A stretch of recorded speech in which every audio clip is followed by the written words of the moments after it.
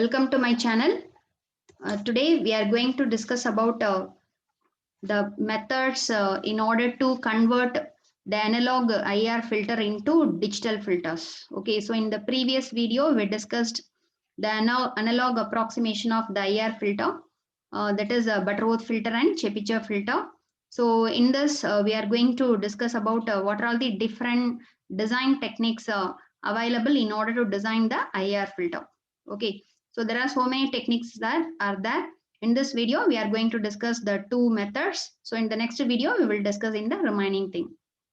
So what are all the methods in order to design the digital IR filter? That is in order to convert analog to digital IR. One is the approximation of derivative. Another one is impulse invariant method.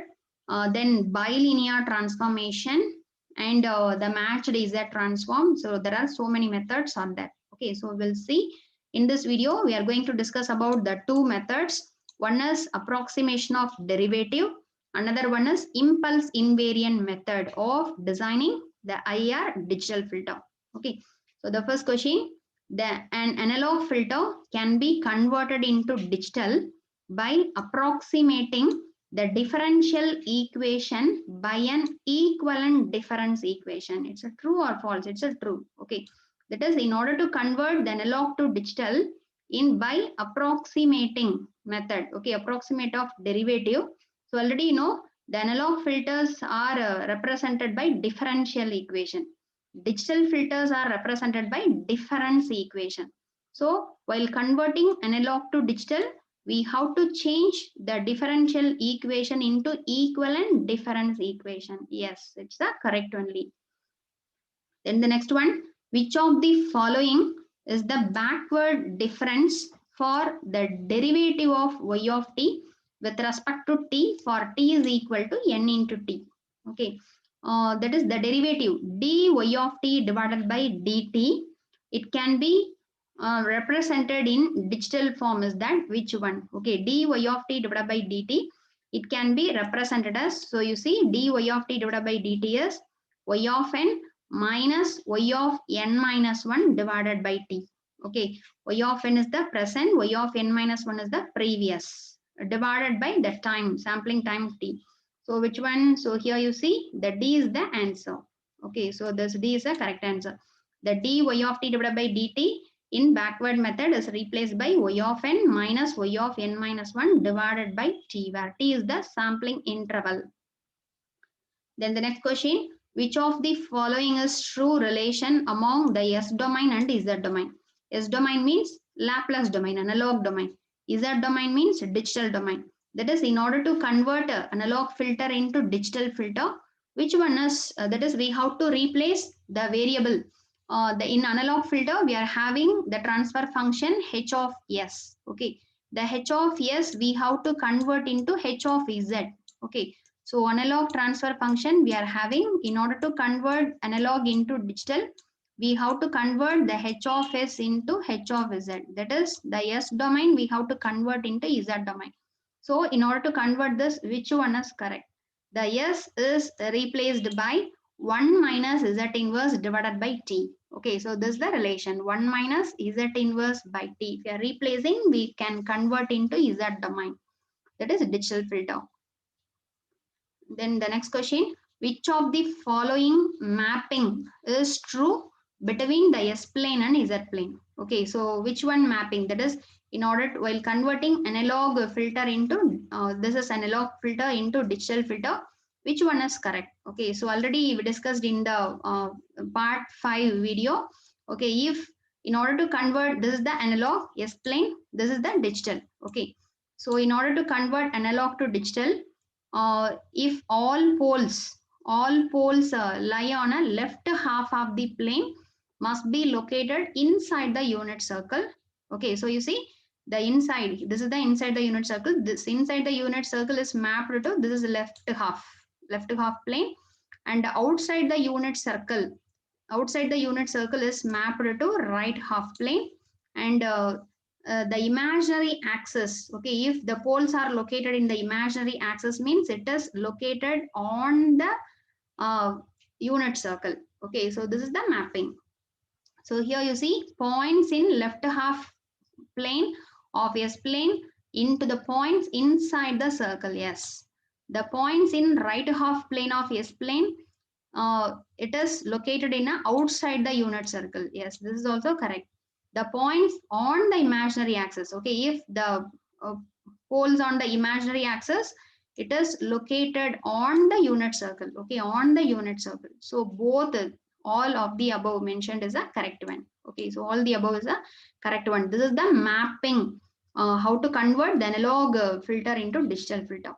Okay, you see the left half plane points located inside the unit circle, right half poles are located outside the unit circle, the imaginary axis points located on the unit circle. This is the mapping. Next one, this mapping is restricted to the design of low pass filter and band pass filter having relatively small resonant frequency. Yes, okay.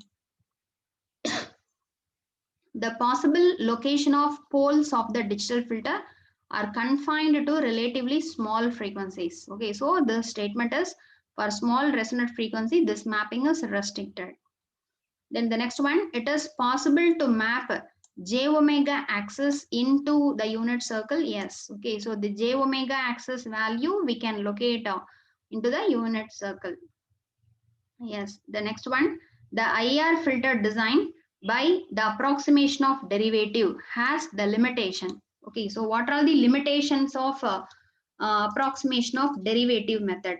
Used only for transforming analog high pass filter, used for band pass filters having smaller resonant frequency, used only for transforming analog low pass filter, used for band pass filter having high resonant frequency. So which one is has the limitation means the 2 and 3 is the limitation. Used for band pass filter having small resonant frequency, used only for transforming analog low pass filter, we are using this method. Okay, these are the limitation of this approximation of derivative. Okay, the next one, the filters that may not be realized by the approximation of derivative technique are, okay, so band pass, high pass, low pass, band reject. Okay, so 2 and 4, the high pass filter and band reject filter. Okay, we can't realize high pass filter, band reject filter, that is band stop filter using this approximation of derivative. Only we can design low pass filter and band pass filter in this method. So 2 and 4 is the correct answer. Okay, high pass and band reject, we can't realize using this approximation of derivative method. Okay, so you just remember it. This is an important question. Then the next method, impulse invariant method. So the second method in order to design the digital IR filter, okay, that is conversion of analog to digital IR filter is impulse invariant method. Okay, so the name itself, the answer is there, impulse invariant. Okay, so without changing the impulse characteristics, we are converting the analog impulse response into digital impulse response. Okay, so here you see by impulse invariance method, the IR filter will have unit sample response, that is a sampled version of impulse response of the analog filter. Yes, okay, so the digital impulse response H of n is obtained by sampling the H of t. Okay, H of t means the impulse response of analog filter. If you are sampling means that the sampled version is nothing but the impulse response of the digital filter. It's a true only. The next one, the impulse invariant method is obtained by sampling the impulse response of equivalent analog filter. Yes. Okay, so we have to sample the impulse response H of t of analog filter. H of t we have to take sample. Using that one we can perform the method impulse invariant. Okay. Then next one, if a continuous time signal x of t with spectrum capital X of f is sampled at a rate fs is equal to 1 divided by t samples per second, the spectrum of sampled signal is dash. Okay, if the signal the continuous signal x of t, it is having the spectrum x of f. We are sampling this signal x of t means t at a rate of fs. The spectrum of sampled signal is dash. It's a non-periodic repetition, non-periodic non-repetition, periodic repetition, none of the above. Periodic repetition. Okay, you will get the spectrum. The sampled signal is having the spectrum periodic repetition. The next one, if the continuous signal x of t with the spectrum x of f and sampled at a rate of same fs, then what is the scaled spectrum? Okay, so the scaled spectrum is nothing but the x of f multiplied with the sampling frequency fs. This is the scaled spectrum. Then the next one, what is the equation of normalized frequency? Normalized frequency is nothing but our frequency divided by that is the frequency f divided by the sampling frequency. Okay, so usually normalization means the particular value divided by the maximum value of the particular group. Okay, that is a normalization. So the normalized frequency is nothing but f divided by f max. Okay, so here f divided by the fs, it is said to be the normalized frequency. The next thing, which of the filters have the frequency response as shown in the figure below? Okay, so this is the analog filter, digital filter without aliasing, digital filter with aliasing, none of the above. So here you see we will get this is called as aliasing. Okay, the higher frequency, the lower spectrum of the next spectrum is coincides with the lower spectrum of this thing. This is aliasing. So this is the response of digital filter with aliasing. Okay, the next one, which of the following filter cannot be designed using impulse invariant method? Okay, so already in approximation of derivative, so we see the two limitation. In approximation of derivative, the high pass filter and the band reject filter we can't realize. Okay, similarly in impulse invariant method, which filter cannot be designed? Okay, the high pass filter cannot be designed in impulse invariant method. Okay, in impulse invariant method, the high pass filter uh, design is not possible. In approximation of derivative, high pass and the band reject band stop filter is not possible. The next one, which of the following is the correct relation between omega and omega? There is already, you know, this omega is a digital frequency. This W omega, it is used to mention the digital frequency. This omega is used to mention the analog frequency. What is the relation between digital frequency and analog frequency? So already you know the digital frequency omega, it is nothing but the analog frequency multiplied with the sampling time. Okay, omega into t, omega equal to omega t. This is the correct thing. This is the important question. Omega equal to analog, digital omega equal to analog omega into the time t. The next one, when sigma equal to 0, what is the condition on r radius? Okay, when sigma equal to 0, what is the value of r? R is between 0 to 1, r equal to 1, or greater than 1, and so on. Okay, so that is while designing, while converting analog to digital, the relation between the z domain and the s domain is that. So you see, z is equal to e power st. Okay, so you just see that one, z is equal to the relation between s domain and z domain is that z is equal to e power st. So already you know the Laplace variable s is nothing but sigma plus j omega, where sigma is the attenuation factor, omega is the analog frequency. So you just replace this s by sigma plus j omega. So we will get z is equal to e power sigma plus j omega into t. So you expand it, e power sigma t into e power j omega t. This e power sigma t, this one we are calling it as a r, radius r, into e power j into, the omega into t. It is said to be the digital frequency omega. So the z, it can be represented as in polar form or into e power j omega, where r is the radius, omega is the angle. So what is the value of r? The radius r is equal to e power sigma t. Okay, so here the question is that if sigma equal to 0, what is the R value? Okay, so you just substitute sigma value here. So e power 0, what is the value of e power 0? 1. So R equal to 1. So if the attenuation factor sigma equal to 1 means the radius R equal to 1. Okay, this is the answer. Next, similarly, if sigma is less than 0 means what is the condition for R? Okay, the same thing, the same one. So from that, you see, so what is the relation between R and sigma? The radius R is equal to e power sigma t. If the sigma is less than 1, so less than 1, less than 0 means negative. So e power a negative value means we will get the radius R, it should be 0 to 1. So if sigma less than 0 means the R value between 0 to 1. Okay, this is the second condition. If sigma equal to 0 or equal to 1, sigma less than 0 or is in between 0 to 1. Then similarly, the third condition, if sigma greater than 0, what is the R?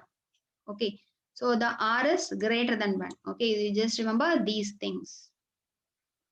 Then the next one, what is the disadvantage of impulse invariant method? In impulse invariant method, the main disadvantage is that aliasing problem. Okay, the overlapping of spectrum.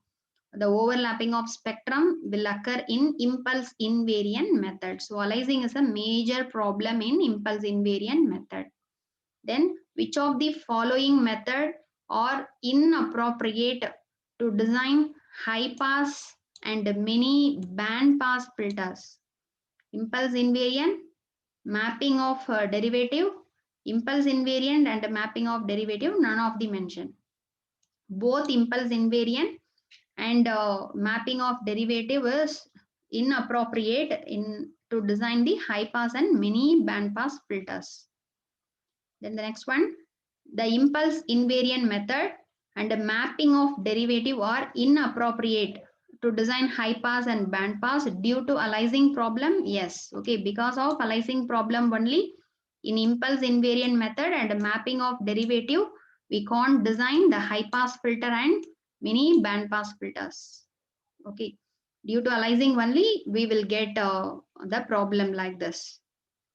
The next one, we can employ the analog frequency transformation followed by the conversion of the result into digital domain by the use of impulse invariant and mapping the derivative. Okay, so it's a false. So since there is a problem of aliasing in a high pass and a mini band pass filter, the impulse invariant and the mapping of derivative, we can't employ the analog frequency transformation followed by the conversion of result into digital domain. Okay, this is the false. The next one, it is better to perform the mapping from analog low pass to digital low pass filter by either of these mapping and then perform the frequency transformation in the digital domain. It's a true. Okay, so it is the better to perform the mapping from analog low pass to digital low pass by using either of this mapping, impulse invariant or approximation of derivative, and then we can convert the frequency transformation. Okay, so that's why the aliasing problem can be avoided. So once you convert the analog to digital filter, then we can use the frequency transformation in digital domain. It's a true. Then the next question, in which of the following transformation it does not matter whether the frequency transformation is performed in analog domain or in frequency domain? Impulse invariant, mapping of derivative, bilinear transformation, none of the mention. Okay, in bilinear transformation, the aliasing is not a problem. Okay, so it does not matter that whether the frequency domain transformation is performed in analog domain or frequency domain. So in bilinear transformation only we can perform in any analog or frequency domain. Okay, so these are all the some of the questions about the two methods used to convert the IIR analog filter into the digital filter. Okay, so what are the two techniques we discussed? One is approximation of derivative and another one is a impulse invariant method. Okay, so thanks for watching my channel and please subscribe my channel for more videos. If you want to learn the remaining 6 video, I will give link for those videos in the description box. You can see. So we will meet in the next thing. In next video, we are going to discuss about the remaining two methods of the IR filter design. That is the match the Z transform and bilinear transformation. Okay, so thank you.